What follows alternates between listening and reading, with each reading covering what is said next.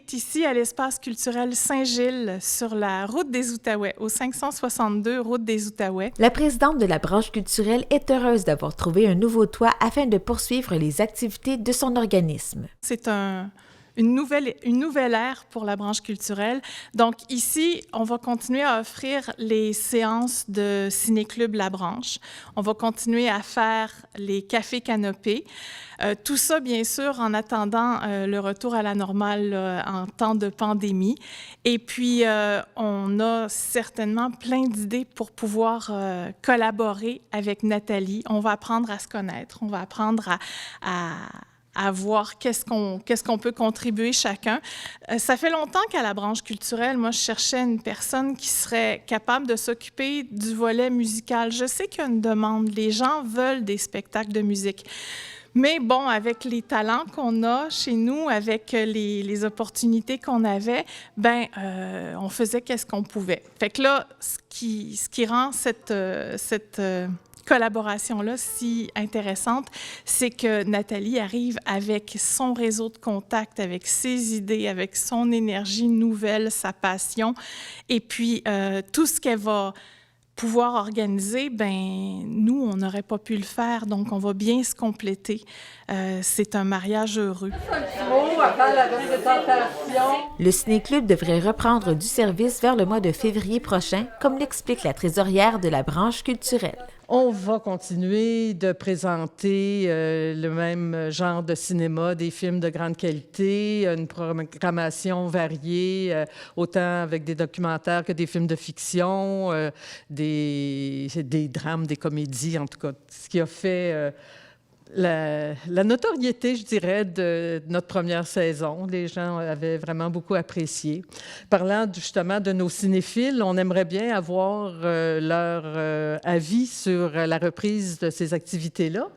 On les invite à communiquer avec nous, soit par courriel à l'adresse brancheculturelle@outlook.com ou sur Facebook, pour nous dire si ils sont prêts à revenir, dans quelles conditions, s'ils préfèrent attendre que tout ça soit passé ou si le lieu ici est propice à la tenue d'événements quand même qui peut rassembler de façon sécuritaire une quarantaine de personnes. Donc, en ayant 2 représentations pour les films, ça permettrait de pouvoir tenir les événements de façon bien sécuritaire, en s'assurant que tout le monde sorte d'ici en santé. Originaire de la région de Montréal, le propriétaire de l'Espace culturel Saint-Gilles réalise un rêve en ce moment. Puis, j'ai travaillé dans le Grand Nord comme infirmière. J'y travaille encore d'ailleurs depuis 16 ans. Alors, mais c'est ça, j'ai des études en musique et puis l'art a toujours fait partie de ma vie. Donc, pour moi, c'est un rêve de très longue date que je réalise ici.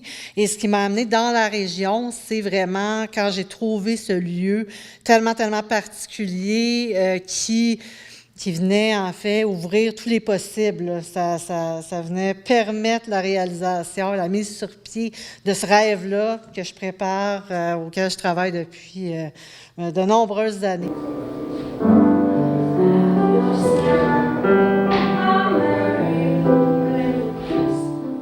Cet établissement est une ancienne église qui a été bâtie en 1830 et qui accueillait quelques 300 méthodistes et presbytériens. Sa vocation a changé au fil des années pour devenir l'Espace culturel Saint-Gilles. Resté une paroisse pas très longtemps, en fait 5 ou 6 ans, et ça aurait bougé ensuite, ça se serait amalgamé à une autre paroisse qui n'est pas très loin, là, pour bouger dans l'église Saint-Mungo, et c'est devenu un lieu résidentiel par la suite. Et c'est ça, je pense que ça a eu plusieurs vocations à travers les années. Ça a été une bibliothèque, il y a déjà eu un théâtre ici. Donc, Donc, il y a plein de belles énergies, il y a beaucoup d'histoires dans l'endroit. Mon intention, c'est vraiment d'en faire un lieu qui mette en valeur ces éléments historiques-là au fil du temps. Donc, peut-être des collaborations avec le musée régional. Il y a certaines choses là, qui sont en pourparlers. Mais l'idée, c'est de mettre en valeur le patrimoine autant que les arts, en fait. Puis, mettre en valeur là, ces petits bijoux là, du secteur de Cochin.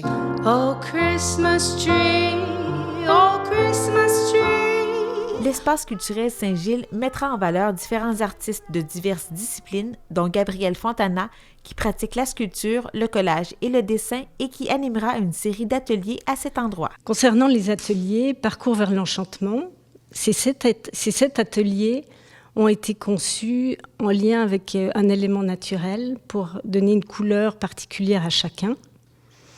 Donc, ils ont chacun un thème poétique. L'atelier 1, le collage, c'est en relation avec l'eau.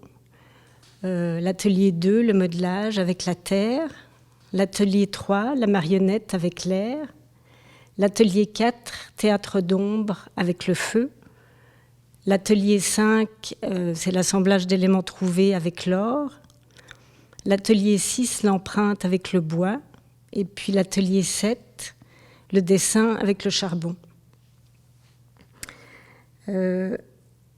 Ces ateliers qui vont se dérouler à peu près une fois par mois, un samedi, s'adressent en fait aux adultes, étudiants, travailleurs, retraités, que les personnes aient des aptitudes ou des connaissances en arts plastiques ou non. Oh Tannenbaum, oh Christmas tree. Pour la programmation complète, visitez le site internet espaceculturelsaintgilles.com.